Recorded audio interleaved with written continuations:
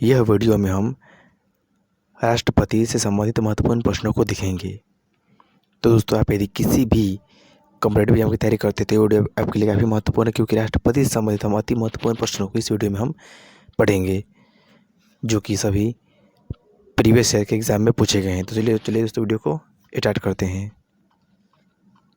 पहला प्रश्न है कि, और दोस्तों यदि वीडियो पसंद आए तो वीडियो को लाइक कर देना है। तो पहला प्रश्न है कि भारत का पहला नागरिक कौन होता है? भारत का पहला नागरिक कौन होता है? तो ये राष्ट्रपति होता है, प्रेसिडेंट जो होता है भारत का पहला नागरिक होता है। दूसरा प्रश्न है कि भारत का एक राष्ट्रपति होगा, कौन सा अनुच्छेद में वर्णित है? ये अनुच्छेद 52 और भाग 5 में, अनुच्छेद 52 भाग 5 में लिखा हुआ है कि भारत का एक राष्ट्रपति होगा, अनुच्छेद 52 भाग 5। तीसरा प्रश्न है, राष्ट्रपति की कार्यपालिका शक्ति किस अनुच्छेद में वर्णित है? अनुच्छेद 53 में राष्ट्रपति की कार्यपालिका शक्ति निहित है। राष्ट्रपति की जो कार्यपालिका शक्ति है ये किस अनुच्छेद में? तो अनुच्छेद 53 में ये जो है लिखा हुआ है। 4 पे है, राष्ट्रपति का निर्वाचन मंडल किस अनुच्छेद में वर्णित है? जो चुनाव होता है वो अनुच्छेद 54 में। तो राष्ट्रपति का निर्वाचन मंडल किस अनुच्छेद में वर्णित है? अनुच्छेद 54 में राष्ट्रपति का निर्वाचन मंडल वर्णित है। 5 पे है, राष्ट्रपति की निर्वाचन विधि किस अनुच्छेद में वर्णित है? अनुच्छेद 55 में। राष्ट्रपति की निर्वाचन विधि किस अनुच्छेद में वर्णित है? तो अनुच्छेद 55 में राष्ट्रपति की निर्वाचन विधि वर्णित है। तो एक बार फिर से प्रश्नों को देख लेते हैं। भारत का पहला नागरिक कौन होता है? राष्ट्रपति, प्रेसिडेंट जो होते हैं भारत के पहले नागरिक होते हैं। भारत का एक राष्ट्रपति होगा, कौन सा अनुच्छेद में वर्णित है? अनुच्छेद 52 में, और जो कि भाग 5 है। अनुच्छेद 52 भाग 5 में भारत के राष्ट्रपति के बारे में लिखा हुआ है। तीसरा प्रश्न है कि राष्ट्रपति की कार्यपालिका शक्ति किस अनुच्छेद में वर्णित है? अनुच्छेद 53 में वर्णित है। राष्ट्रपति का निर्वाचन मंडल किस अनुच्छेद में वर्णित है? अनुच्छेद 54 में वर्णित है।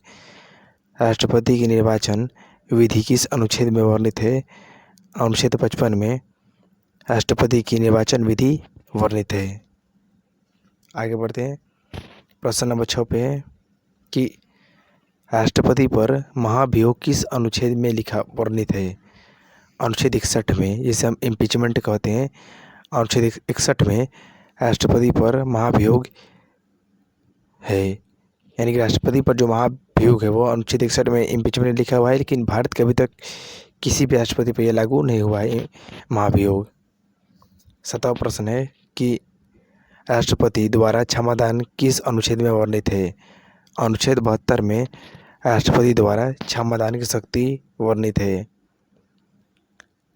जो क्षमादान है राष्ट्रपति के द्वारा, यह अनुच्छेद 72 में वर्णित है।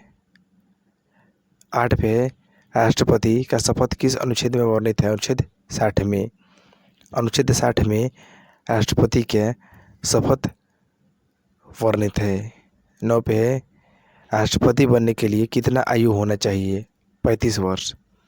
राष्ट्रपति बनने के लिए, प्रेसिडेंट बनने के लिए 35 वर्ष आयु होना चाहिए। 10 पे है, राष्ट्रपति के चुनाव में विवाद को कौन निपटाता है? यदि दोस्तों राष्ट्रपति के चुनाव में कोई भी विवाद होता है, उसका निपटारा सुप्रीम कोर्ट करता है। तो राष्ट्रपति के चुनाव में जो विवाद होता है उसको सुप्रीम कोर्ट निपटाता है। तो एक बार फिर से रिवीजन कर लेते हैं प्रश्नों को। राष्ट्रपति पर महाभियोग किस अनुच्छेद में वर्णित है? राष्ट्रपति पर महाभियोग किस अनुच्छेद में वर्णित है? अनुच्छेद 61 में। राष्ट्रपति द्वारा क्षमादान किस अनुच्छेद में वर्णित है? अनुच्छेद 72 में। राष्ट्रपति की शपथ जो है अनुच्छेद 60 में वर्णित है। राष्ट्रपति बनने के लिए कितना आयु होना चाहिए? 35 वर्ष होना चाहिए। राष्ट्रपति के चुनाव में विवादों कौन निपटाता है? तो सुप्रीम कोर्ट निपटाता है राष्ट्रपति के चुनाव में विवाद को। प्रश्न नंबर 11 पे है, राष्ट्रपति को शपथ कौन दिलाता है? सुप्रीम कोर्ट के मुख्य न्यायाधीश, जो सुप्रीम कोर्ट के मुख्य न्यायाधीश होते हैं, ये शपथ दिलाते हैं राष्ट्रपति को। राष्ट्रपति को सुप्रीम कोर्ट के मुख्य न्यायाधीश शपथ दिलाते हैं। 12 पे राष्ट्रपति के चुनाव में कौन भाग लेते हैं? इलेक्टेड एमपी और elected MLA. Elected MP, elected MLA जो होते हैं, ये राष्ट्रपति के चुनाव में भाग लेते हैं। 13 पे राष्ट्रपति बनने के लिए कितना वोट की आवश्यकता होती है? राष्ट्रपति बनने के लिए 50% + 1, 50% + 1 जो है राष्ट्रपति बनने के लिए इतना वोट की आवश्यकता होती है, 50% + 1। 14 पे भारत का राष्ट्रपति राज्यसभा में कितने सदस्यों को मनोनीत कर सकता है? तो 12 सदस्यों को मनोनीत करता है। यहाँ पर ध्यान रखना है आपको, केवल राज्यसभा में, लोकसभा नहीं, केवल राज्यसभा में 12 सदस्यों को मनोनीत करता है राष्ट्रपति। 15 पे है भारत के राष्ट्रपति का वेतन कितना होता है? तो ये 5 लाख होता है। भारत के राष्ट्रपति का वेतन कितना होता है? तो 5 लाख भारत के राष्ट्रपति का वेतन होता है। भारत के राष्ट्रपति का जो वेतन होता है, ये 5 लाख होता है। एक बार फिर से देख लेते हैं प्रश्नों को। राष्ट्रपति की शपथ कौन दिलाता है? तो ये सुप्रीम कोर्ट का मुख्य न्यायाधीश, जो कि वर्तमान में एन वी रमन्ना है। और राष्ट्रपति के चुनाव में कौन भाग लेते हैं? तो इलेक्टेड एमपी और इलेक्टेड एमएलए भाग लेते हैं। राष्ट्रपति बनने के लिए कितना वोट की आवश्यकता होती है? तो राष्ट्रपति बनने के लिए 50% + 1 वोट की आवश्यकता होती है। राष्ट्रपति का राज्यसभा में कितने सदस्यों को मनोनीत कर सकता है? 12 सदस्यों को मनोनीत कर सकता है। राष्ट्रपति का वेतन 5 लाख होता है। प्रश्न नंबर अब 16 पे है कि किस राज्य में राष्ट्रपति शासन कितने समय के लिए रह सकता है? किसी राज्य में राष्ट्रपति शासन कितने समय के लिए रह सकता है? तो ये 3 वर्षों के लिए रह सकता है। किसी राज्य में राष्ट्रपति जो शासन है, ये 3 वर्षों के लिए रह सकता है। 17 पे है राज्य में राष्ट्रपति शासन की घोषणा कौन करता है? तो ये राष्ट्रपति ही करता है। राज्य में राष्ट्रपति शासन की घोषणा कौन करता है? तो राष्ट्रपति जो है, यही राज्य में राष्ट्रपति शासन की घोषणा करते हैं। 18 पे है राष्ट्रपति चुनाव के लिए प्रस्तावक एवं अनुमोदकों की संख्या कितनी होनी चाहिए? 50-50 होनी चाहिए। राष्ट्रपति चुनाव के लिए प्रस्तावक एवं अनुमोदकों की संख्या कितनी होनी चाहिए?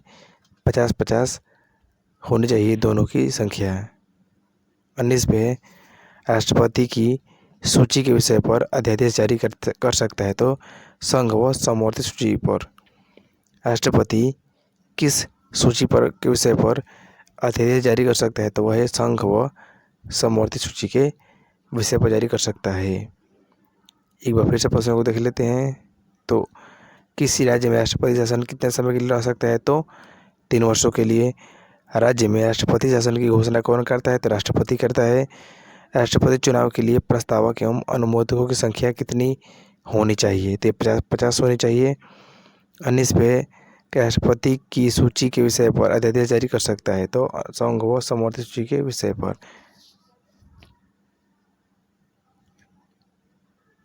प्रश्न नंबर 20 पे राष्ट्रपति की अध्यादेश शक्ति किस अनुच्छेद में वर्णित है? अनुच्छेद 130 में राष्ट्रपति की जो अध्यादेश शक्ति है, अनुच्छेद 130 में लिखा हुआ है।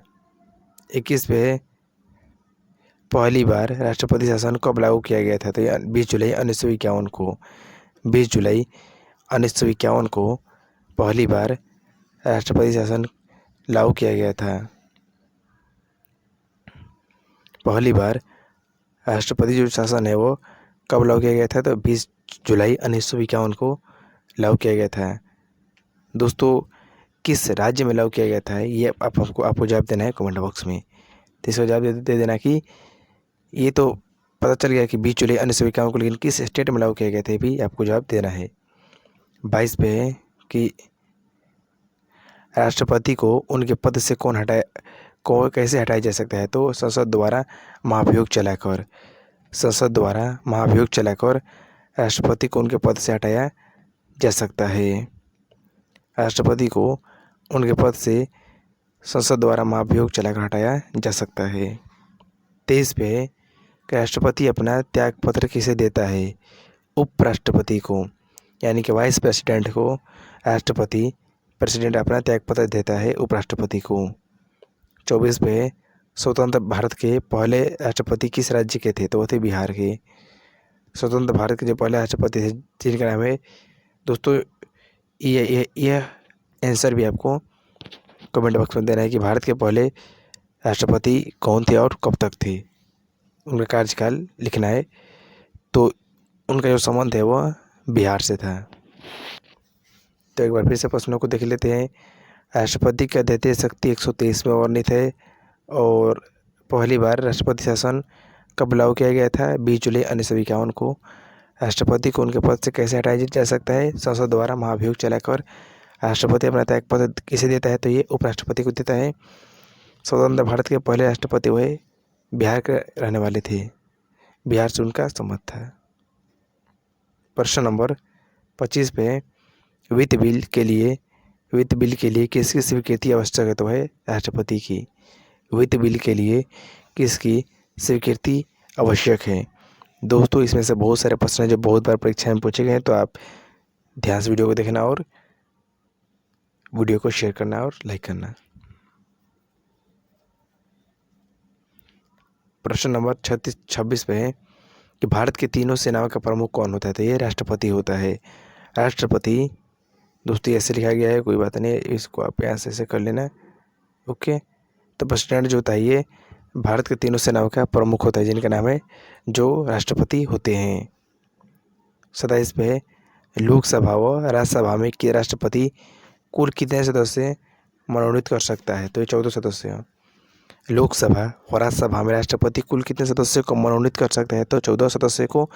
और केवल पूछे कि राज्यसभा से तो केवल 12, लेकिन लोकसभा भी आए तो 14 सदस्यों को मनोनीत कर सकता है। 28 पे भारत के राष्ट्रपति को कौन सलाह देता है? तो ये संसद मंत्रिपरिषद। संघीय दोस्तों संसद नहीं, संघीय मंत्रिपरिषद जो है ये भारत के राष्ट्रपति को सलाह देता है। भारत के राष्ट्रपति को कौन सलाह देता है? तो संघीय मंत्रिपरिषद जो है यह सलाह देता है। तो एक बार फिर से प्रश्न को देख लेते हैं। वित्त बिल के लिए किसकी स्वीकृति आवश्यक होती है? तो ये प्रेसिडेंट की स्वीकृति आवश्यक होती है। और भारत के तीनों सेना का प्रमुख कौन होता है? वह राष्ट्रपति होता है। और लोकसभा व राज्यसभा में राष्ट्रपति कुल कितने सदस्यों को मनोनीत करता है? तो 14 सदस्यों को मनोनीत करता है। भारत के राष्ट्रपति को कौन सलाह देता है? संघीय मंत्रिपरिषद जो है ये भारत के राष्ट्रपति को सलाह देता है। प्रश्न नंबर अब 29 पे है कि किस विधेयक को राष्ट्रपति पुनर्विचार के लिए नहीं लौटाता है? तो वह धन विधेयक को। धन विधेयक को राष्ट्रपति पुनर्विचार के लिए नहीं लौटाता है। किस विधेयक को राष्ट्रपति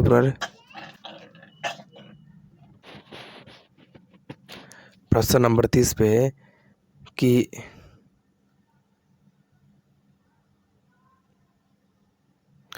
एक व्यक्ति कितने बार राष्ट्रपति बन सकता है?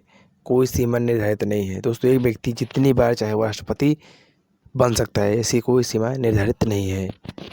प्रश्न नंबर 31 पे कि राष्ट्रपति उपराष्ट्रपति को नियुक्त करता है? आंसर होगा नहीं, राष्ट्रपति उपराष्ट्रपति को नियुक्त नहीं करता है, ये आपको ध्यान रखना है।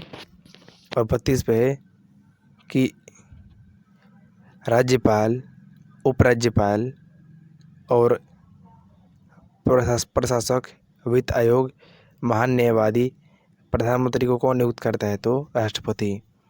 इन सभी को राष्ट्रपति नियुक्त करता है। राज्यपाल, उपराज्यपाल और प्रशासक, वित्त आयोग, महान न्यायवादी और प्रधानमंत्री को राष्ट्रपति नियुक्त करता है। और भी दोस्तों बहुत सारे व्यक्ति हैं जिनको राष्ट्रपति नियुक्त करता है, लेकिन ये जो है महत्वपूर्ण जो है जो कि नियुक्त करता है राष्ट्रपति। तो एक बार फिर से प्रश्नों को देख लेते हैं। किस विधेयक को राष्ट्रपति पुनर्विचार के लिए नहीं लौटाता है? तो वह धन विधेयक को राष्ट्रपति पुनर्विचार के लिए नहीं लौटाता है। और एक व्यक्ति को कितने बार राष्ट्रपति बन सकता है? तो वह कोई सीमा निर्धारित नहीं है। राष्ट्रपति उपराष्ट्रपति को नियुक्त करता है या नहीं करता है।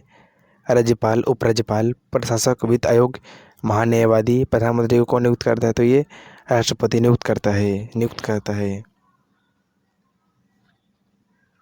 प्रश्न नंबर 33 पे देश का संवैधानिक सलाह प्रधान कौन होता है? तो ये राष्ट्रपति होता है। देश का संवैधानिक प्रधान कौन होता है? तो ये राष्ट्रपति जो होता है देश का संवैधानिक प्रधान होता है, राष्ट्रपति।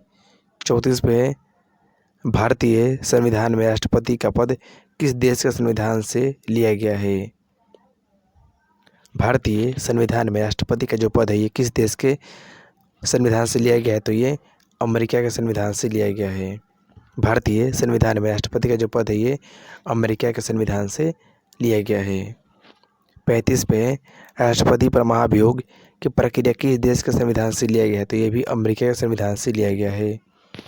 राष्ट्रपति पर महाभियोग की प्रक्रिया किस देश के संविधान से लिया गया है? तो ये भी अमेरिका के संविधान से लिया गया है। 36 पे कि कौन सा अनुच्छेद राष्ट्रपति का पद हेतु योग्यता निर्धारित की गई है? तो है अनुच्छेद 58। अनुच्छेद 58 जो है ये कौन सा अनुच्छेद है जिसमें राष्ट्रपति के पद के हेतु योग्यता निर्धारित की गई है? पद योग्यता, तो वो है अनुच्छेद 58 में ये लिखा हुआ है कि राष्ट्रपति की योग्यता के बारे में। एक बार फिर से देख लेते हैं प्रश्नों को। देश का संवैधानिक सलाहकार प्रधान कौन होता है? तो होता है राष्ट्रपति। भारतीय संविधान में राष्ट्रपति के पद किस देश के संविधान से लिया गया है? अमेरिका के संविधान से लिया गया है। और राष्ट्रपति पर महाभियोग की प्रक्रिया किस देश के संविधान से लिया गया है? तो अमेरिका के संविधान से लिया गया है। कौन सा अनुच्छेद राष्ट्रपति पर पद हेतु योग्यता निर्धारित की गई है? तो है अनुच्छेद 58 में योग्यता निर्धारित की गई राष्ट्रपति के लिए। प्रश्न नंबर 37 पे है भारतीय संसद का तीसरा अंग कौन होता है? तो ये होता है राष्ट्रपति। राज्यसभा, लोकसभा, राष्ट्रपति, ये तीनों भारतीय संसद के अंग होते हैं। तो भारतीय संसद का अंग कौन होता है? तो होता है राष्ट्रपति होता है। 38 पे है भारतीय संसद को कौन भंग कर सकता है? तो है राष्ट्रपति। राष्ट्रपति जो है भारतीय संसद को भंग कर सकता है। भारतीय संसद को कौन भंग कर सकता है? राष्ट्रपति जो है भारतीय संसद को भंग कर सकता है। 39 पे किस अनुच्छेद के तहत राष्ट्रपति लोकसभा को भंग कर सकता है? अनुच्छेद 85 के तहत। अनुच्छेद जो 85 है इसके माध्यम से राष्ट्रपति लोकसभा को भंग कर सकता है, अनुच्छेद 85 के तहत। 40 पे